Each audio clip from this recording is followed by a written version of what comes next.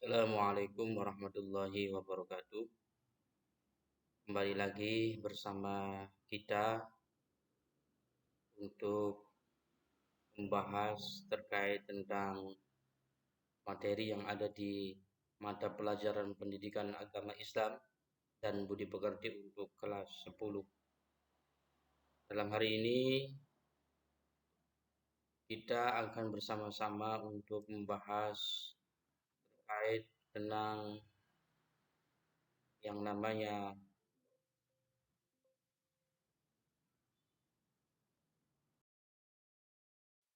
bab 5, yaitu peran ulama penyebar ajaran Islam di Indonesia.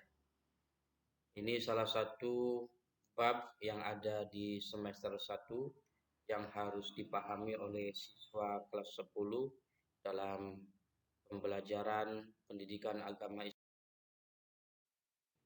Yang pertama, kita juga harus tahu tujuan dari pembelajaran ini, di mana peserta didik diharapkan dapat menjelaskan sejarah peran ulama penyebar agama Islam di Indonesia.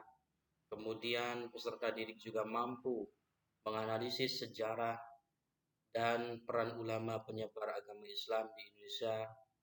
Selanjutnya peserta didik juga dapat membuat bagan timeline sejarah tokoh ulama penyebar ajaran Islam di Indonesia dan memaparkannya. Kemudian selain itu peserta didik juga harus mampu menyatakan bahwa perkembangan peradaban di Indonesia adalah sunnatullah, serta peserta didik dapat membiasakan sikap kesederhanaan dan kesungguhan mencari ilmu sebagai keteladanan dari tokoh ulama penyebar ajaran Islam di Indonesia. Namun perlu kita ketahui bersama bahwa kondisi masyarakat Indonesia sebelum Islam datang ada sistem kepercayaan, kemudian ada periode Hindu-Buddha. Nah, dalam hal ini animisme atau mempercayai setiap benda di bumi pada wawasan tertentu mempunyai roh atau jiwa yang harus dihormati, seperti goa, pohon, dan batu besar. Kemudian sistem kepercayaan sebelum Islam datang yaitu dinamisme, yaitu keyakinan terhadap kekuatan yang berada dalam suatu benda dan mampu memberi manfaat dan mara bahaya seperti keris, batu akik, dan lain sebagainya.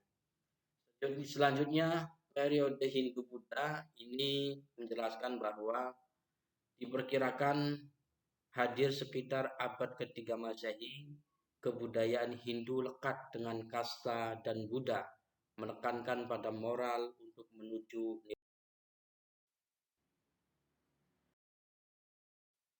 selanjutnya strategi penyebaran Islam di Indonesia. Jadi Islam datang ke Nusantara memiliki strategi yang diterapkan oleh para penyebarnya.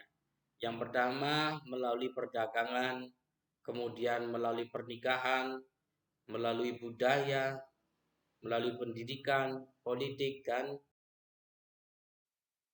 selanjutnya tokoh ulama Nusantara yang menjadi guru umat Islam di Arab. Ini melihat sejarah. Yang pertama Syekh Abdul Somad Al-Palimbani, kemudian Syekh Mahfud At-Tarmazi, Syekh Nawawi Al-Bantani, Syekh Muhammad Yasin bin Muhammad Isa Al-Fadani, kemudian Ahmad Marzuki Al-Batawi, kemudian Syekh Ismail Khalidi Al-Minangkabawi, kemudian Muhammad Arsyad bin As'ad Al-Banjari, kemudian Hasan Mustafa dan Mahmud Priangan, kemudian Junayat Mujidabah dan Aidarus Jakarta, kemudian Zainuddin dan Umar dari Sumbawa, dan Syekh Ahmad Khotib Al-Minangkabawi. Ini adalah tokoh ulama yang menjadi guru atau menjadi syekh, menjadi pengajar di Arab. Nah, kemudian kita lihat juga ada kesultanan-kesultanan ya Islam yang ada di Nusantara. Yang pertama Kesultanan Perak, Sultan Alauddin, Sultan Makdum Alaiddin Malik Muhammad Amin 2. Kemudian Kesultanan Tidore Muhammad Nakil Sultan Nuku. Kemudian Kesultanan Ternate Bab Masyhur Malamu Sultan Babullah. Kemudian Kesultanan Samudra Pasai. Ya, kemudian Kesultanan Cirebon Pangeran Cakrabuana atau Sunan Gunung Jati dan Sunan Gunung Jati. Kemudian Kesultanan Demak Raden Patah Sultan Trenggono. Kemudian Kesultanan Banten Syarif Hidayatullah Sultan Ageng Tirtayasa. Kemudian Kesultanan Mataram Islam. Selanjutnya tokoh ulama dan perannya sebelum Wali Songo ini ada yang namanya Syekh Datul Kafi. Ini perintis penyebaran agama Islam di barat atau di Pulau Jawa wilayah Cirebon.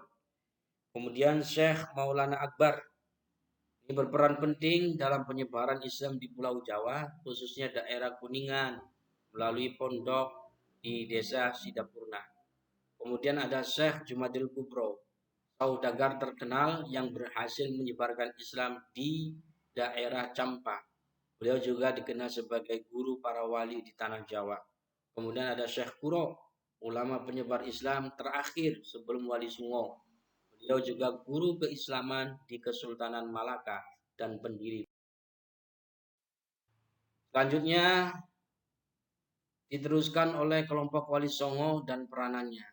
Ada Maulana Malik Ibrahim Sunan Gresik, Raden Rahmat Sunan Ampel, Raden Makdum Ibrahim Sunan Bonan, Raden Syarifuddin atau Raden Qasim Sunan Derajat, Raden Paku atau Joko Samudro Sunan Giri, Raden Umar Said atau Raden Prawoto Sunan Muria, kemudian Raden Said atau Raden Abdurrahman Sunan Kalijaga, yang terakhir Syarif Hidayatullah ada Sayyid Al-Kamil Sunan Gunung Jati.